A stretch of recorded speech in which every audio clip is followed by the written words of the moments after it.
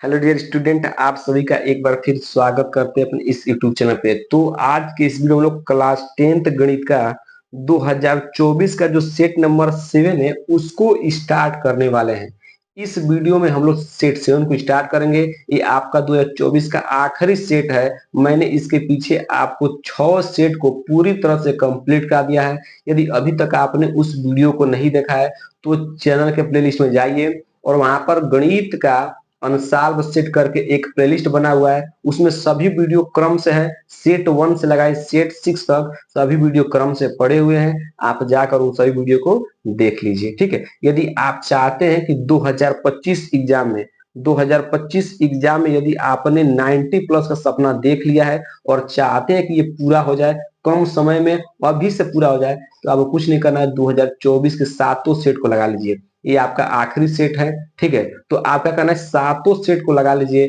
हर एक प्रश्न को बार बार निकाल लीजिए, समझ लीजिए। यदि आपने इतना कर लिया तो 2025 एग्जाम में मैथ में 90 प्लस लाने से कोई नहीं हो सकता है। यदि आपको सभी सब्जेक्ट में 90 प्लस लाना, एक अच्छा स्कोर करना है, तो आपको क्या करना है, सभी सब्जेक्ट के अनसॉल्व पेपर को लगा लीजिए, ठीक है। 2024 के जितने भी सेट हैं सभी सब्जेक्ट का उसको लगा लीजिए, ठीक है। मैं अपने इस चैनल पर गणित, सामाजिक विज्ञान, हिंदी और किसका बाबू, साइंस का अनसॉल्व सेट ऑलरेडी चल रहा है। जाकर आप चैनल के प्लेलिस्ट में देख लीजिए, सभी का प्लेलिस्ट बन गया है। आपको इधर उधर कहीं नहीं जाना है, ठीक है।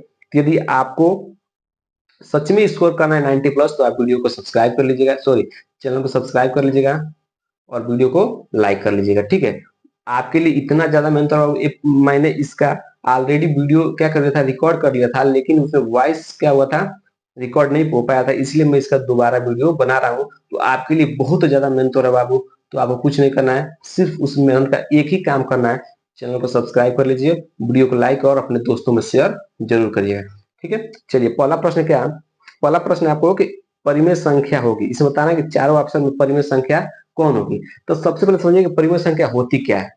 परिमेय संख्या होती क्या है, वे संख्याएं जिन्हें हम पी बाई क्यू के रूप में लिख सकते हैं, पी बाई क्यू के रूप में लिख सकते हैं, जहां पर ये जो क्यू है ये 0 के बराबर नहीं होती है, ठीक है। पी बाई क्यू के रूप में लिख सकते हैं, उसी को तो परिमेय संख्या बोलते हैं। आपने पिछले कक्षा में पढ़ा होगा, ठीक। जहाँ पे क्यू क्या होना चाहिए, 0 के बराबर नहीं होना चाहिए। तो जब आप अंडर रूट टी टू की बात करते हैं, अंडर रूट टू का, तो अंडर रूट टू को आप कभी भी पी बाई क्यू के रूप में नहीं लिख सकते हैं, ठीक है। अंडर रूट थ्री को भी आप पी बाई क्यू के रूप में नहीं लिख सकते हैं। अंडर रूट सेवन को भी आप कभी भी पी बाई क्यू के रूप में नहीं लिख सकते, मतलब बटा के रूप में नहीं लिख सकते हैं। तो तीनों इसी तरह क्या हो गए, गलत हो गए। आपका जो अंडर रूट नाइन है, अंडर रूट नाइन का जब आप अंडर रूट नौ का वर्गमूल कितना होता है, 3 होता है, ठीक। और 3 के हर में क्या लगा सकते हैं, 1 लगा सकते हैं, किसी का हर में लगा सकते हैं।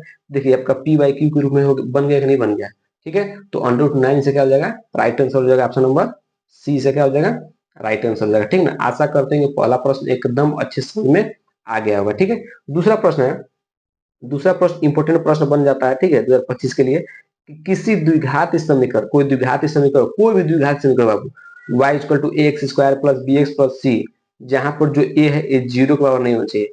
जैसे आपने इस a को 0 के बराबर रखा तो टोटल क्या बन जाएगा, ये यहाँ पर क्या बन जाएगा, 0 बन जाएगा। तो द्विघात समीकरण रहेगा ही नहीं, ठीक।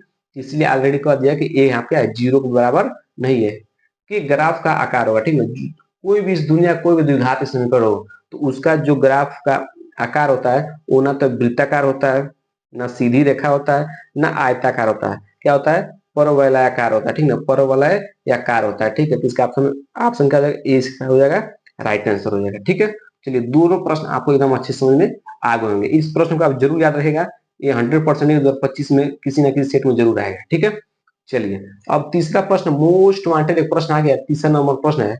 ये आपको क्या किया, बहुविकल्पी तौर पर दे दिया, लेकिन इसको या तो 4 नंबर में पूछना चाहिए या 2 नंबर में पूछना चाहिए। तो ये प्रश्न इंपोर्टेंट है, इसको ध्यान समझिएगा, ठीक है। करे कि समीकरण निकाय एक्स बाई ए बराबर x by b, comma a x plus B Y equal to A square plus B square में वाई का मान होगा। वाई का क्या करना है, आपको मान ज्ञात करना, ठीक है। चलिए इसको मैं एकदम अच्छे समझा देता हूँ, ठीक है। एनसीईआरटी में कहीं भी आप खोज लेंगे तो प्रश्न नहीं मिलेगा, फिर भी आपके 2024 एग्जाम में पूछा गया है तो इम्पोर्टेंट है आपके लिए, ठीक है। चलिए इसको एकदम अच्छे समझाते हैं, कोई दिक्कत आपको नहीं होगा, ठीक है। चलिए देखिए यहाँ पर देखिएगा, पहले क्या करते हैं, हम पहले इसको समीकरण को उतार लेते हैं, ठीक है। समीकरण को उतार लीजिए, क्या है, x बाई ए बराबर y बाई बी। ठीक, अब क्या इसको सॉल्व करिए। ठीक है, कैंची गुणा कराइए इस तरह, सीधे गुणा कराइए। ठीक, क्या बनेगा, x b minus a Y.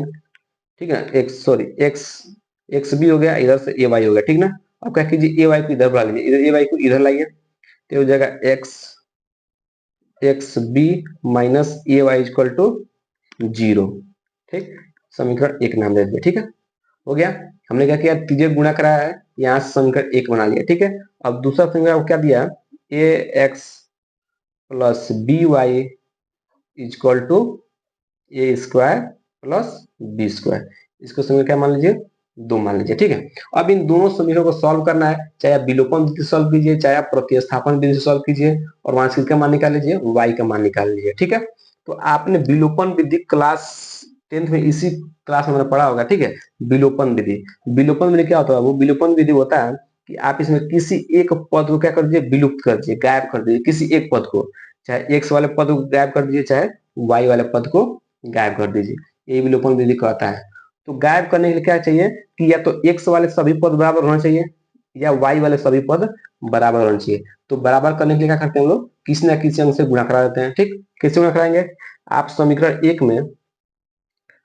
में आप किससे गुणा करा दीजिए, ए से गुणा करा दीजिए, और समीकरण 2 में आप बी से गुणा करा दीजिए।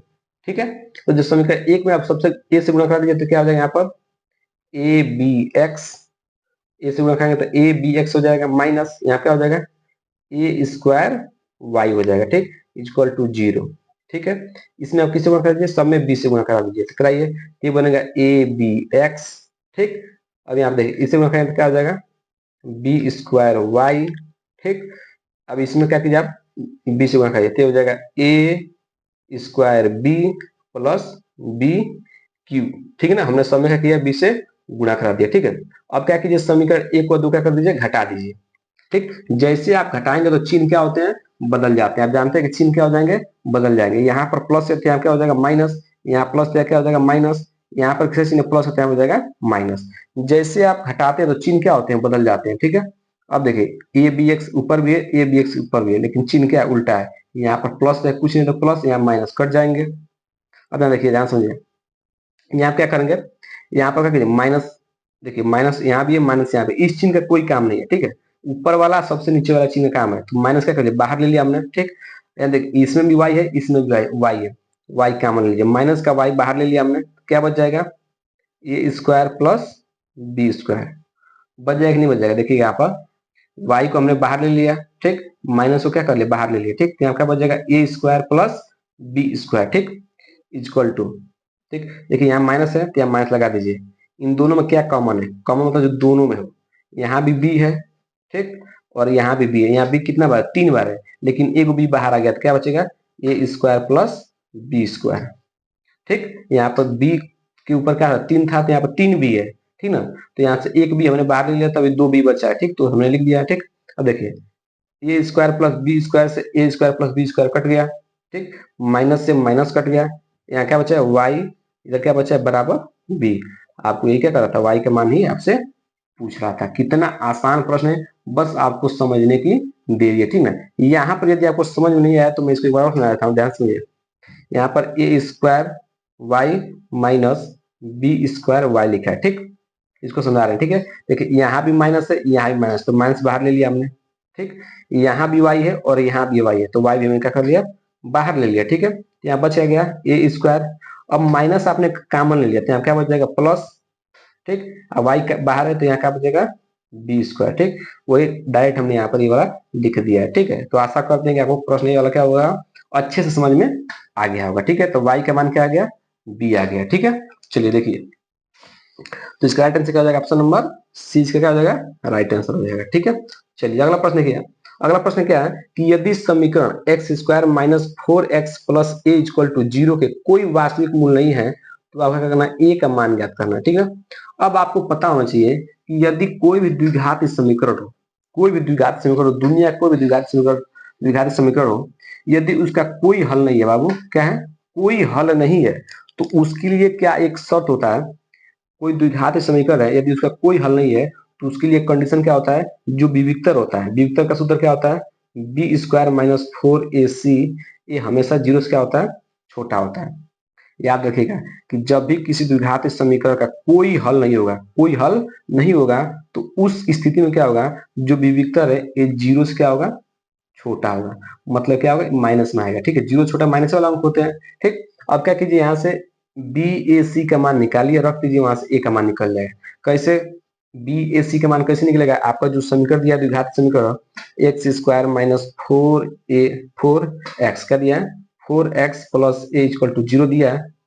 आपको इसका तुलना कर दीजिए किससे, द्विघात समीकरण का मानक रूप क्या होता है, A X square plus B X plus C equal to zero. ये क्या होता है, द्विघात समीकरण का मानक रूप होता है। आप क्या कीजिए, तुलना कर दीजिए, एक्स स्क्वायर यहाँ भी है, एक्स स्क्वायर यहाँ भी है, ए का क्या यहाँ पर कुछ नहीं तो एक है, तो ए का मान कितना निकल गया, एक। एक्स यहाँ भी, एक्स यहाँ भी है। बी का मान क्या दिया है, -4, तो बी का मान निकल गया -4, चिन्ह के साथ लेते हैं। ठीक है, यहाँ पर सी है, यहाँ पर सी का जब क्या है, ए है, तो सी का मान क्या निकल गया, ए। बस आप इसमें रख दीजिए, बी का स्क्वायर मतलब, बी स्क्वायर मतलब क्या है, -4 का होल स्क्वायर -4 इंटू ए का मान क्या दिया है, ए का मान 1 इंटू सी का मान क्या दिया है, ए दिया है, ए रखिए लेस देन जीरो। ठीक है, -4 का स्क्वायर प्लस का 16 -4 ए हो जाएगा 4a, गुणा करेंगे तो हो जाएगा 4a लेस देन जीरो। ये 16 किस में प्लस का हो जाएगा, किस में हो जाएगा, माइनस का, तो माइनस का 4a लेस देन माइनस का 16, माइनस से माइनस कैंसिल, 4 किस में है, गुणा में जाएगा, किस में हो जाएगा, भाग में, तो a लेस देन 16/4, काट देंगे कितना आ जाएगा, 4। यहाँ से a का मान कितना आ गया, लेस देन 4, मतलब a लेस देन 4 है। ठीक है, a लेस देन 4। ठीक, तो इस तरह आपका आंसर देखिए क्या होता है, ऑप्शन नंबर कितना है, डी। ऑप्शन नंबर डी क्या है इसका राइट आंसर है, a लेस देन 4। ठीक है, चलिए आशा करते हैं कि चौथा प्रश्न भी एकदम अच्छे समझ में आ गया होगा। ठीक है, अब पांचवा प्रश्न देखिए, पांचवा प्रश्न क्या है कि अनुक्रम, मतलब एक आपको समांतर श्रेणी का सवाल दिया है, √2 कामा √2 कामा 2 सॉरी 2√2 3√2 डैश डैश 10वां पद ज्ञात करना है। ठीक है, बहुत आसान प्रश्न है। आपसे कोई भी पद पूछते, इस दुनिया का कोई भी आपसे पद पूछ दे इस सवाल में, ठीक है, तो वो क्या करना, ध्यान समझिए। आपको एक सूत्र पता होना चाहिए, ए एन इक्वल टू क्या होता है, A plus N minus 1 into D. ये क्या होता है, एक सूत्र होता है। ठीक, दुनिया कोई भी आपसे पद पूछ ले, चाहे कोई भी पद पूछ ले, 10वां पद, 12 पद, 13 पद, 14, कोई पद पूछ दे, तो आपके लिए पद पद ज्ञात करने के लिए सूत्र यही होता है। ठीक, A N equal to A plus N minus 1 into D होता है। ठीक है, अब यहाँ पे ए क्या होता है सर, देखिए देखो, अब यहाँ पर जो ए होता है, ये प्रथम पद होता है। ये क्या होता है, प्रथम पद। देखिए इसमें आपको प्रथम पद क्या दिया, मतलब पहला पद क्या दिया आपको, √2 दिया है। ठीक है, तो यहाँ पर लिखे √2। ठीक, यन का मान क्या दिया, यन आपसे चौथा पद पूछा है, 10वां पद, तो यन का मान क्या दिया है, 10 दिया है। ठीक, यन क्या होता है, चौथा पद आपको ज्ञात करना है, वो होता है। ठीक, तो 10वां पद ज्ञात करना है, तो 10 यन का मान 10 हो गया। ठीक है, अब देखिए डी, डी क्या होता है, सर्वांतर होता है। ठीक है, सर्वांतर होता है मतलब इनके दोनों बीच का अंतर होता है। ठीक है, तो इसको कैसे निकालते हैं, जो अगला पद होता है उसमें से पिछला पद घटा देते हैं, हमेशा सर्वांतर ऐसे निकलता है। ठीक है, चाहे इसमें से आप किसको घटा दीजिए, चाहे इसमें से इसको घटा दीजिए, मतलब अगला पद में से पिछला पद को घटा देना है, तो किसका मान निकल जाएगा, डी का। ठीक है, तो डी का मान कैसे निकलेगा, 2√2 माइनस √2।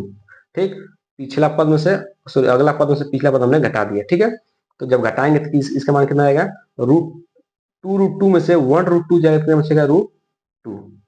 ठीक, 1√2 लिखिए, चाहे √2 एक ही है। ठीक है, अब बस इसमें मान रख दीजिए, ये 10, यान का मान क्या रखेंगे, 10, क्योंकि 10 पद ज्ञात, 10वां पद ज्ञात करना है। ठीक, ए का मान क्या है, √2 प्लस एन का मान 10 माइनस 1, डी का मान √2।